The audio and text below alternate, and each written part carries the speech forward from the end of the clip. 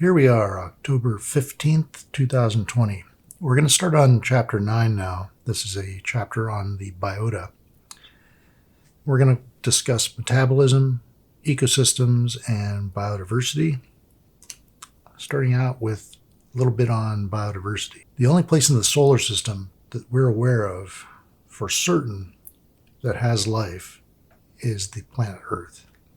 There are possibilities that life had existed on Mars, fairly good possibilities. There's also a possibility that life exists on the large moon of Saturn, known as Titan. Titan's something you can see with a decent pair of binoculars if you're out at night in a fairly dark place. So its environment is conducive to some simple forms of life. It wouldn't be anything like the diversity you see here in this image. This is taken from the Photo Arc project by National Geographic. This is an effort to photograph as many of the world's animals as possible while they're still around. We're losing animals every day. We lose species every day, every minute. This is an effort to preserve some images of these animals before they're gone forever. The characteristics of life include its spread, how populations maintain themselves or grow or may decline. Life spreads exponentially. The rate of population growth depends on the number of individuals reproducing at any given time. If each pair of individuals produces 4 offspring, the number of offspring would increase exponentially. The descendants would increase as an exponential function. And what we see in this image is from the National Geographic project. These are pangolins. Pangolins are probably the most illegally trafficked animals in the world.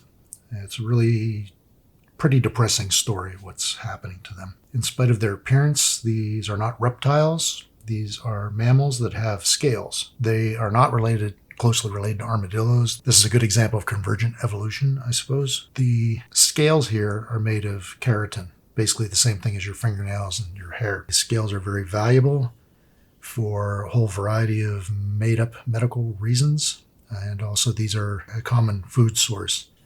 But unfortunately, we're running the species off the face of the earth. The outbreak of COVID-19 brought some attention to these in that they carry a number of coronaviruses that humans may or may not be susceptible to. It's probably not the case that they were involved in COVID-19, but it's possible. It's possible they may be involved in future outbreaks. Changes in a population of parameciums, this is a common enterobiology organism because they're cheap, they're easy to manage and grow, and they're large enough you can see. You can see what's going on, how they're behaving relative to one another with a fairly simple microscope. If each individual in this population divides once a day, growth is going to be exponential. So we start out with one individual, day 0. By day 6, we've filled our petri dish completely with parameciums. And you can imagine if we went to day 7 or 8 that this would be pretty much out of control. However, there are controls. And we can see that in this example with the growth of a rabbit population. So rabbits have a reputation for reproducing rapidly and vigorously. In this case, the rabbit population is rising exponentially. This would continue to rise exponentially if, again, it wasn't for some other factor. The other factor here would be predators. So once the bunny population gets high enough, the predator population is going to increase, and that's going to knock the bunny population down. Humans don't have any significant predators except diseases these days. So we can see that by 1974, there were 4 billion people on Earth. We're not that far past 1974 now, almost 50 years, but in those 50 years, we've gone from 4 billion to 8 billion in only 50 years, 45 years, you might say. So we doubled our population in a very short period of time. In my lifetime, the population of Earth has more than doubled, which is kind of depressing. When we project into the future, for 2100 AD, we can see a low estimate of 7.3 billion by 2100. This implies the population is going to decrease by 500 million people, meaning we're not reproducing as effectively under this model, this scenario.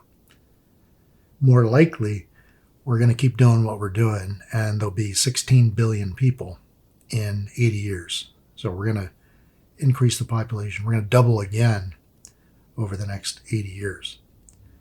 And that's not a good thing. Other characteristics of life include the need for energy. Life needs energy. There are two primary ways to obtain this energy: photosynthesis, which is going to use solar energy, and chemosynthesis, which is going to use chemical energy. Other organisms on Earth use the energy stored by these two types of organisms to their advantage. They're going to use what these organisms have made. They're going to harvest it and use it for their purposes. We are secondary consumers as humans, so we eat the primary producers. We consume them. We use their efforts for our purposes. Here are a couple examples. This is an example of a photosynthesizer. This is one of those trees of life you may or may not have heard about. Very large photosynthetic organism.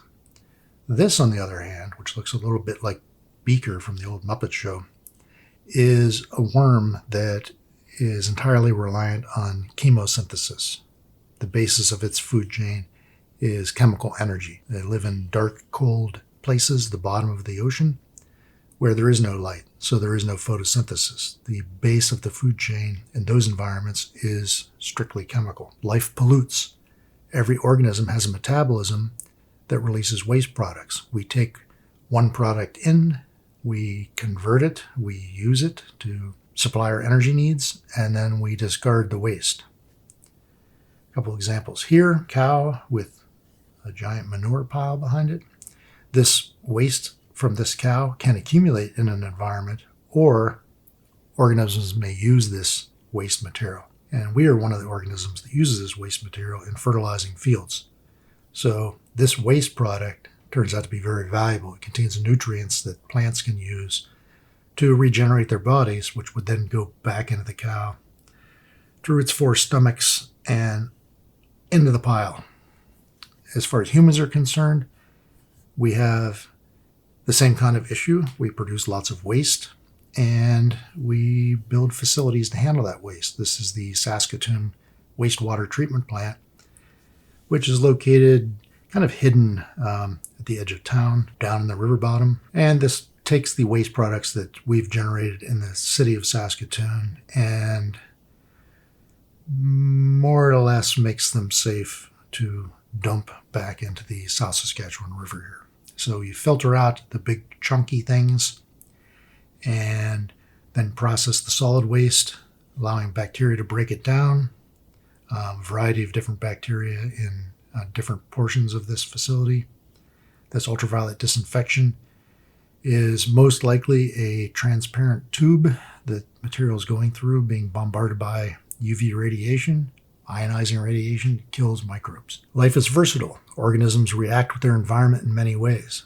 Microbes in particular have occupied a wide range of environments. Essentially every environment on Earth has microbes, except probably in the mantle and the core. So their activities turn out to be incredibly important for all life on Earth.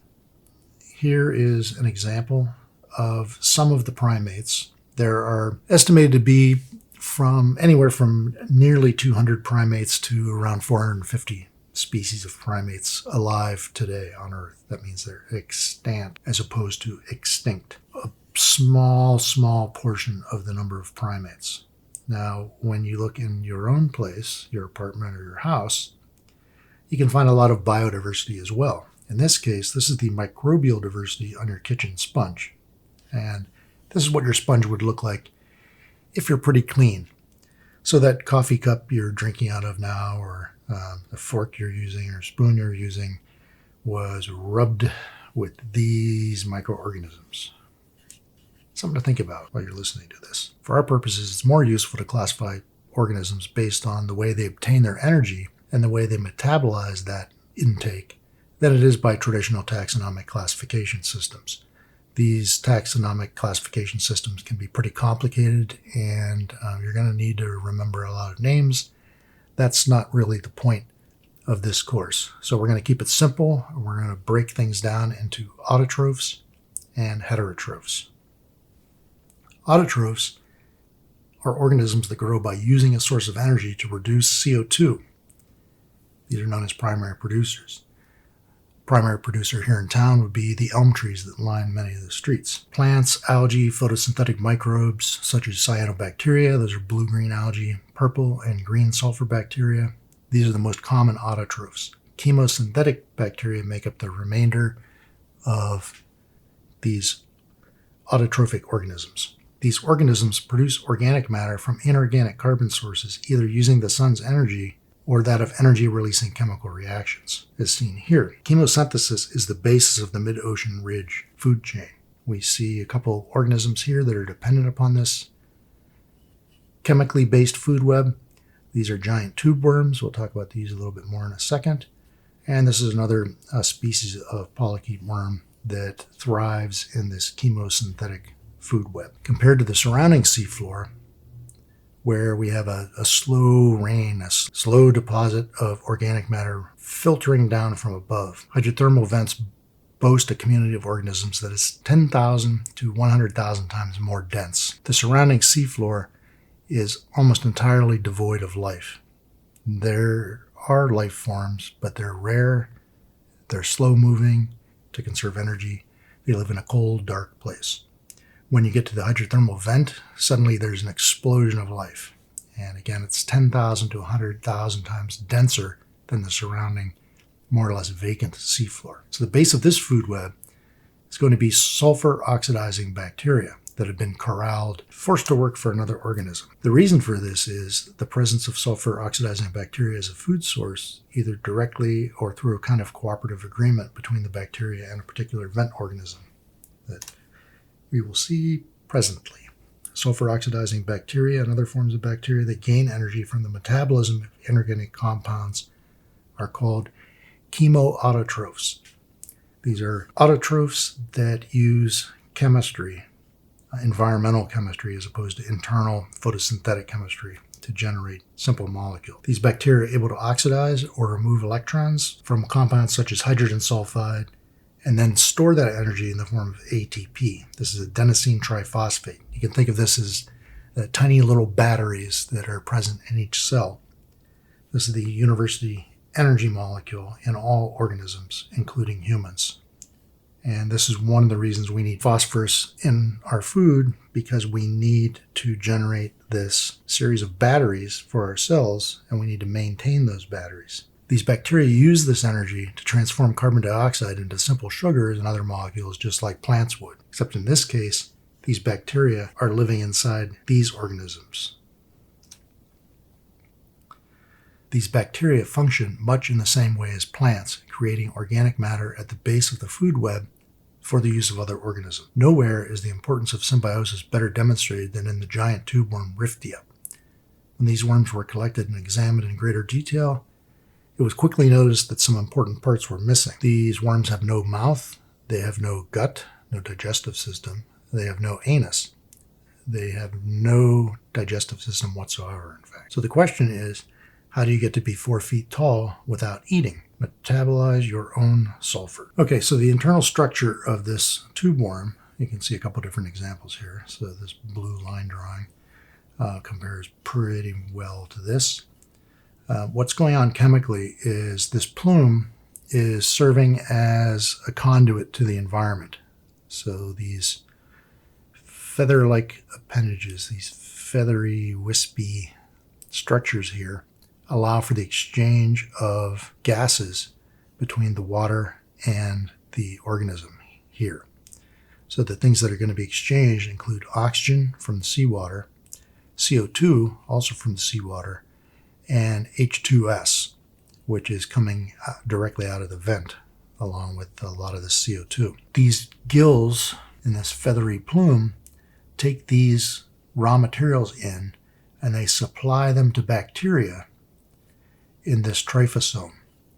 In this tryphosome, these bacteria are going to take sulfide, add oxygen, this is for sulfide oxidation, that is then going to charge the battery, the ATP battery.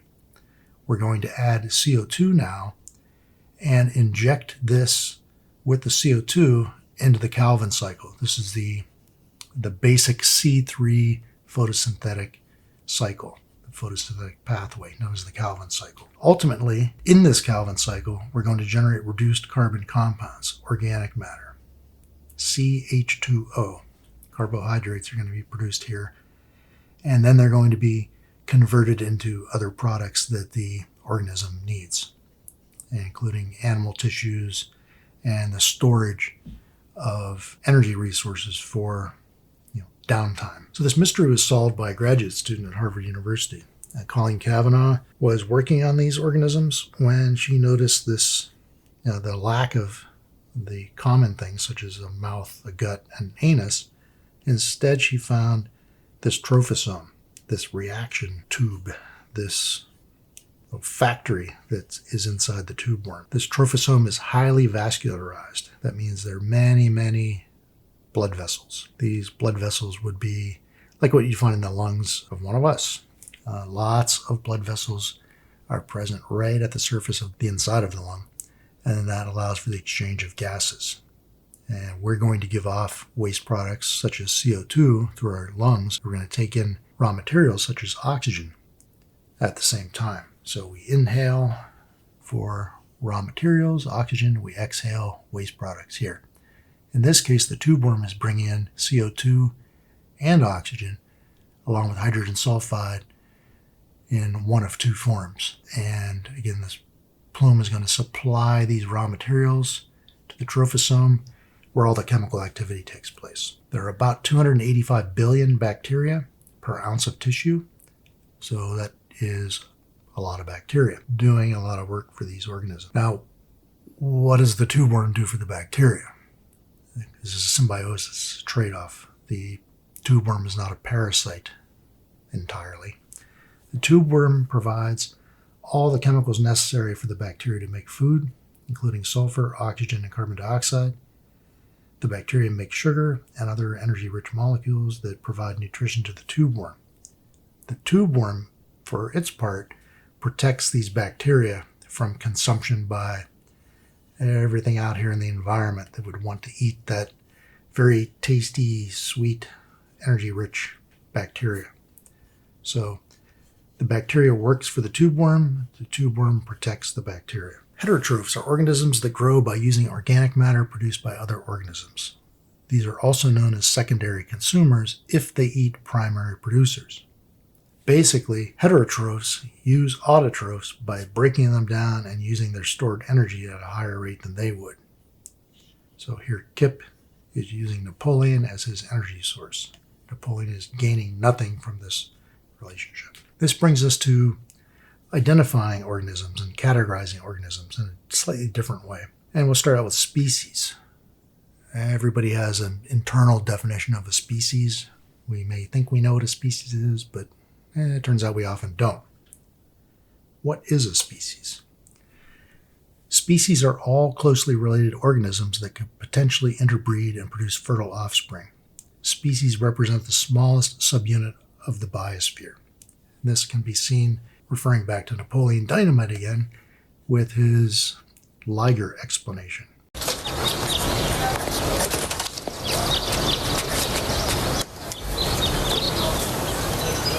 What are you drawing? A liger. What's a liger? It's pretty much my favorite animal. It's like a lion and a tiger mixed. Bred for its skills and magic. It turns out ligers are a real thing. These are real ligers. The first one, I think, was bred in 1947 in Utah. I'd have to look into that. But I think it was around 1947. Guessing Salt Lake City. So they've been around for a while. They exist, they're real, but they cannot produce fertile offspring. So they are not a species. There are lots of other examples of this. The most common one is a mule, a product of a horse and a donkey. Mules are very common and they're not species because they can't reproduce. A population is all members of a single species that live in a given area. You can think of a population here as the magpies of Saskatoon. So all of the members of the single species that live in a given area, the magpies of Saskatoon, would be a population. A community, on the other hand, is a characteristic assemblage of two or more groups of interacting species. may include a combination of plants, animals, fungus, and microbes. The community here would be the magpies plus the elm trees that they live in, combined with the plants that they prefer, and the storage of that food. Now, eventually, the food that's stored that the magpies may forget is going to be attacked by fungus and microbes if it's not found by other animals. A biome is a region with a characteristic plant community. Examples around here include the boreal forest and the prairies of Saskatchewan. We go up north about 4 hours, you hit the boreal forest, and it continues for thousands of kilometers in every direction. Prairies, you can just basically drive outside of town and you're in the prairies. Those are two distinct biomes. They have characteristic plant communities. The boreal forest has a number of trees, in this case a small number of trees. In the prairies of Saskatchewan, maybe an even smaller number of trees. Tree species, that is. And we have an ecosystem, a community of plants, animals, fungi, and microbes coupled with the environment. This includes characteristics of the environment like climate, soil, and rock type. Coral reefs, tropical cloud forests, and Arctic deserts are examples of ecosystems. And we've seen a number of photos of coral reefs. You have a feel for that. A tropical cloud forest is a forest at fairly high altitude in the tropics. It receives significant precipitation year-round. A good example of a tropical cloud forest would be the forest around Quito in Ecuador, or the forest around Medellin, Colombia. So high altitude, rain throughout the year, relatively low temperatures. It would be a tropical cloud forest. Arctic desert, another example. Go up to the north slope of Alaska and the northern Northwest Territories. You run into Arctic desert. Limited precipitation and very limited life forms. Very simple communities in those types of environments, those types of ecosystems. So here, we'll start out with the ecosystem. The physical environment, including climate, soil type, topography, etc., plays a role in establishing an ecosystem. Certain plants and animals require certain climates, certain soils, certain topography. You don't find mountain goats running around the prairies unless they're zoo escapees, which does happen. So we'll start out here with the biosphere, the Earth, the ultimate biosphere, the only one we're sure of in the universe. It's not likely to be the only one, but it's the only one we know for sure that exists. An ecosystem would, in this case, be an oak hickory forest with all associated plants, animals, fungus, and microbes interacting together. This is the type of ecosystem you would find in, say, North Carolina, Western Virginia, even West Virginia, Eastern Ohio, Pennsylvania, those types of areas of the U.S., maybe southernmost Ontario. The community of this ecosystem would be the oak canopy itself. Maybe dogwood understory. This is another species of tree. Dogwood is not a large crown tree. It's a small tree, even at maximum size, so it's often used as an ornamental in people's yards. They also flower, so it's a good tree to have in your yard. You can control it to some degree. So we have the oak canopy, dogwood understory, and ferns, mosses, squirrels, and birds living in that understory. Members of one species inhabiting that area would be the population. So in this case, it's a population of gray squirrels, if we're talking about North Carolina, or red squirrels in Virginia. So that would be a population of this community, of this ecosystem, of this biosphere. Now we're going to take it to the extreme to species. This is going to be one specific plant, animal, fungus, or microbe. It can be an oak tree, it can be a dogwood tree, it can be a fern, a squirrel, a slime mold, one specific kind of plant, animal, fungus, or microbe. Species. The organisms that are present in these different types of environments may also play a strong role in altering the physical environment in a bunch of different ways. They can make soil, for instance. These trees are going to make soil. Helping with this soil production are going to be burrowing animals. Things like these squirrels don't burrow, but the squirrels around here do. Animals burrow. Foxes, badgers, they're going to mix the soil up. They're going to change the albedo. The presence or absence of trees is going to make the landscape lighter or darker in color, therefore changing the reflective characteristics of the Earth's surface, thus the albedo. Now, when we look at the feedback between the boreal forest and climate in northern Saskatchewan and Manitoba, we have one of these funky diagrams. We'll start out with the boreal forest cover. When the boreal forest is large, it's dark green, it's going to change the albedo. This change in albedo is going to result in absorption of more incoming radiation, and then conversion to longer wavelength radiation and then heating of the lower atmosphere. So this increase in the boreal forest is going to result in a darkening of the surface, an increase in winter temperatures, a decrease in sea ice. As we make the north warmer and darker, it becomes darker and warmer. When the sea ice goes away, it becomes even darker. And now we don't have this white, shiny surface in the north, the high latitudes anymore. We have a dark blue or black Arctic Ocean. The Arctic Ocean is going to warm up. As the Arctic Ocean warms up, we're going to see an increase in high latitude summer temperatures, which is in turn going to increase the boreal forest cover. So it's going to spread out over what was formerly muskeg. And this can get into a runaway positive relationship. The bigger the forest becomes, the bigger the forest becomes. Alternatively, we decrease the boreal forest cover. We make the north brighter or more reflective. We decrease winter temperatures. We increase sea ice. We decrease sea surface temperatures. We slow down thermohaline circulation. High latitude summer temperatures decrease, making the forest contract, further changing the albedo, lowering temperatures, more sea ice, lower temperatures, smaller forest. Some models have predicted that April temperatures might be 12 degrees centigrade colder, and July temperatures may decrease by 5 degrees if the forest disappeared. So removing this boreal forest will have a very drastic effect on climate of the high latitudes. This is a big, big change. 12 degrees is an enormous change.